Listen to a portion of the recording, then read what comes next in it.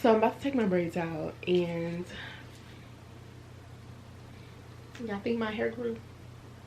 But I want to talk about something super serious, something that I want to talk about anyway, because this is my reinvention era, like I've told y'all, and I want to talk about something. Okay, so like during my reinvention era, this is what I want to focus on. I really want to focus on having like a staple look. I feel like when I look at grown women, I've always been like, oh my god, like the TT cut, like the cut is like, just gives, I'm a grown woman, I know what I'm doing with my life.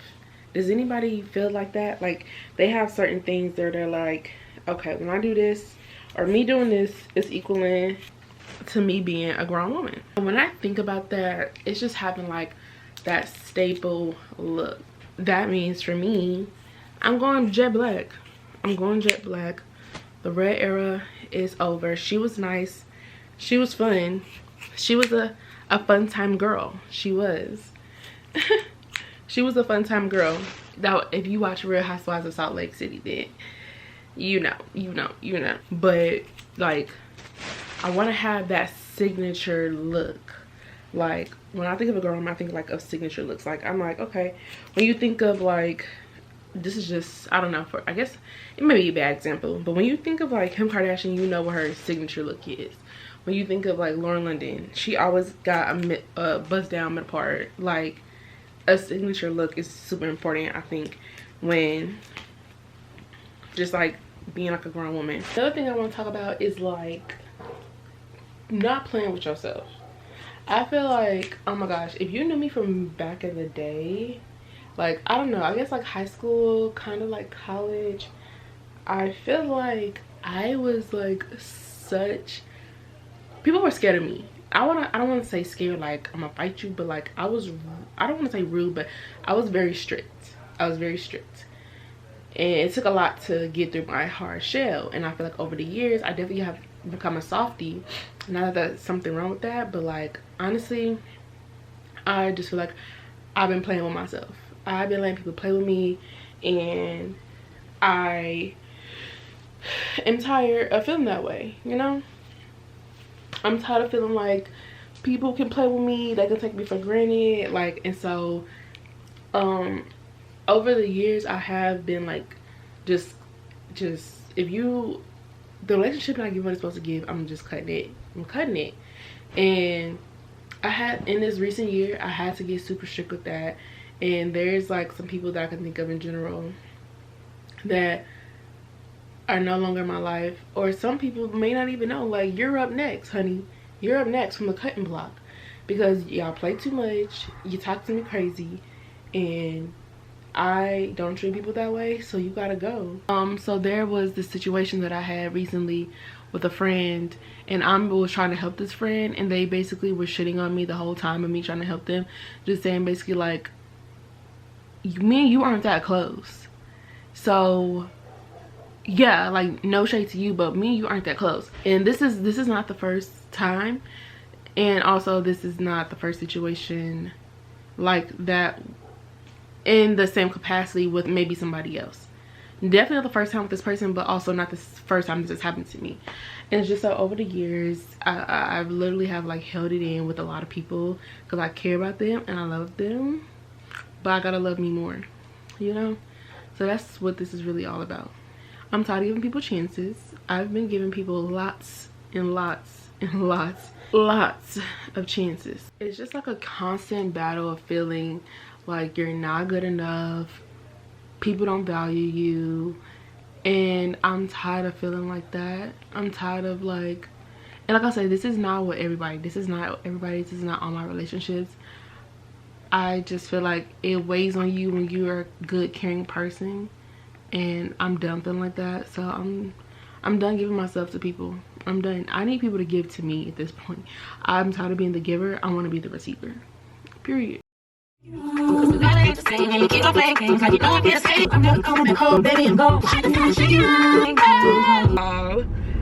Carey put on It's a Wrap, the sped up version, on Apple Music, and it made my day because it says that it was posted on February 10th. On February 2nd, insert tweet, I said, Mariah, we need the sped up version, because I don't think I heard that song before. Of course, haven't, I'm gonna be honest. And then I heard it on TikTok, of course, and the sped up music goes lit. Everybody whatever sounds is going viral right now, y'all need to be putting the sped up songs on Apple. Take hint, Chris Brown did it, and now Under the Influence is back on the charts. Came out in like 2019. Collide, Justine Skye, amazing. Why Mariah the Scientist hasn't put on Spread Thin on sped up, don't know why. Girl, you could really be in your bag. Mariah Carey did it, you know. The legends, they listen. The legends, they listen.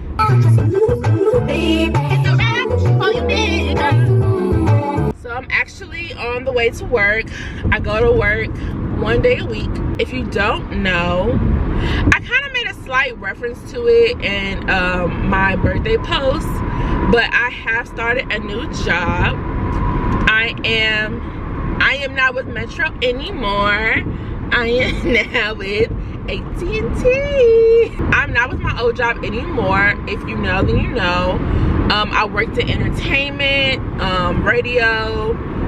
That was my career for a long time. I actually made a career pivot, so I'm no longer in entertainment, and I feel great. I feel great, honestly. So I know a lot of people will be like, oh my gosh, like, why are you leaving? I know people were like, you're leaving, like, what are you gonna do? Honestly, I'm not telling, like, I don't want to tell people where I work and what I do. Girl, I got a good job, okay? A good job.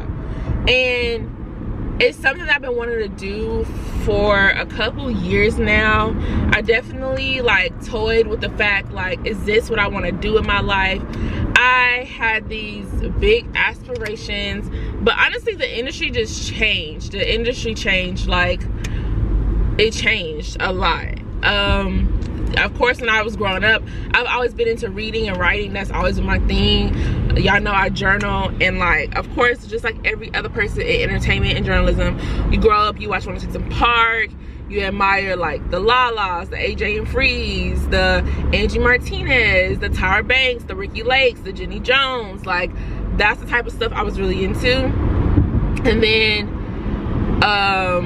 you know, you watch Brown Sugar, you're like, I want to be Sydney, like, be the editor of The Source. Like, you know, you really want to like have these big goals and dreams, and then they do happen. I mean, I honestly feel like I have fulfilled Little India's dreams, honestly. Like, I feel very accomplished for what I've done. I've done a lot of good stuff and a lot of big things that I feel like it's little to me, because I'm like, dang, I could go so much further, I could do so much more. Like, I had like bigger dreams, but like, working for the brand that I worked for was not some small shit. Like, it really wasn't. Like, did I feel at the time I was treated like I was small and things like that? Sometimes, yes. But what I was doing wasn't small work. Like, I worked for a national brand. Like, my work was out there. People were seeing my writing. Like, I did some good shit. Like, my younger India dreams have been fulfilled. What I'm saying is, when you grow up and when life starts to happen, I see why people like give up on their dreams. Like, that shit is hard. So what I'm saying is, like, I get why people like low-key give up on their dreams, because this shit is not easy. It's motherfucking hard, bitch. Especially like being in entertainment, it changed so much because of social media. There's like no exclusivity. I always fuck up the word. It's no exclusivity in the industry anymore. Anybody can start an Instagram page, grow it to 20K, and now be a journalist or an entertainment reporter. Like, no, I went to school for this. Like, I'm not saying that you can't learn about not going to school, because a lot of the greats, some of them didn't go to school, but like, no, I was really in the field with it. I was really like, y'all wasn't learning common law and ethics. Y'all wasn't writing 20-page papers. Y'all wasn't really learning about plagiarism. Y'all really wasn't going from city to city getting stories. Y'all wasn't doing internships. That you have to do internships. You have to network. You gotta kiss people's ass. Y'all wasn't doing that. Y'all wasn't with us shooting in the gym. And so I just really lost respect for the industry, honestly. My love for it started to dwindle, because it's kind of one of those things that's like, it really doesn't love you back, honestly. Like, the opportunities you see people get that you want to get like are few far in between now. It's just a lot. It's just a lot. I'll talk more on it like later, but this is another part of me reinventing myself. Yeah, I had to switch careers.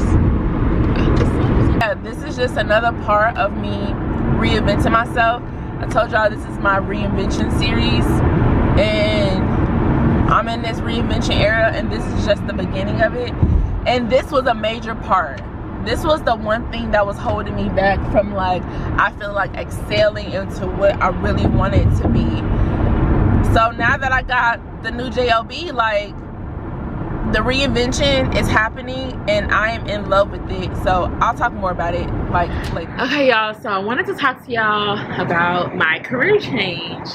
So y'all know, like I said, I was working in entertainment, and it's always been a dream of mine. I hope y'all can hear me. It's always been a dream of mine since I was a little girl. And like, life starts to life, and honestly, like, it just didn't make enough money. Like, you gotta work too hard, too long, and you don't get paid your worth at all, unless you make it all the way to the top, all the way to the top. And y'all know how people be like, oh, I was in the industry for like 20 years and I finally got my big break. Who got 20 years? I still live at home, and I don't got 2 years in me. Like, I needed to like do something new, something different. So I was like, okay, I got a degree, I got a good community of people who support me. Where are my friends working? What can I do? Who can I talk to? And I started talking to people. I'd be like, oh, this is what I do. This is what I know how to do. This is what I like to do.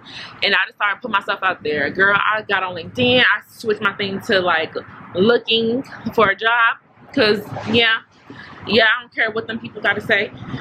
And I just kept, I was applying to like 15, 20 jobs every day.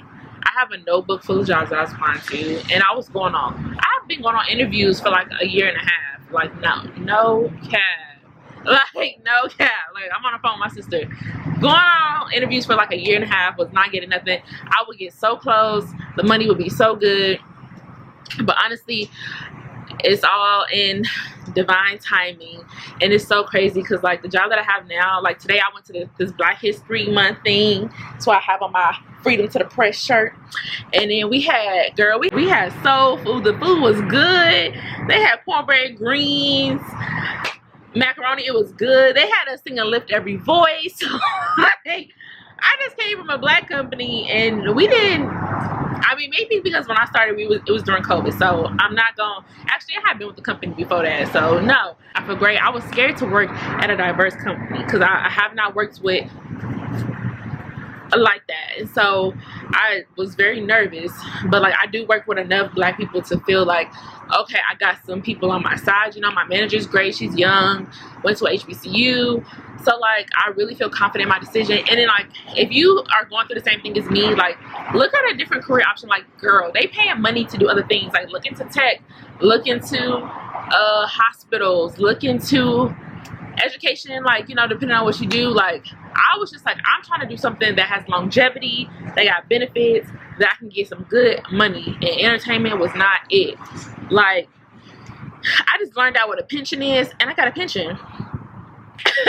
Girl, like, I didn't have time to be writing about why Krishan and Blueface are fighting for the 5th time this week. I was tired of talking about stuff like that. Like, honestly, a preacher just called Beyonce a witch and a devil. I don't have time to write about that. And that's the stuff that I was just like, I'm tired of social media. I'm tired, and I still work in social media, but like, I was tired of just entertainment. I was tired of bullshit ass stories. It just didn't have the, come on, say, the longevity that I wanted. I was just like, I want to do something new and different, and I want to feel elevated in the experience that I was in. I just didn't feel like I was going to grow, and I definitely don't want to be a manager. So I definitely, hell no, being a manager was not an option. I low-key still don't even want to be a manager. I just want to go to work and go home. I want to make my money, enjoy life, go on trips, have fun with my friends. That's all I care about. And that's what I'm doing right now, and it's only my 2nd month out here, and it feels good, okay? It feels good. This was like the big step that I was trying to get to in my reinvention era, and I'm happy that I'm here. And now we gonna keep growing. I don't know, y'all can give me some claps in the comments.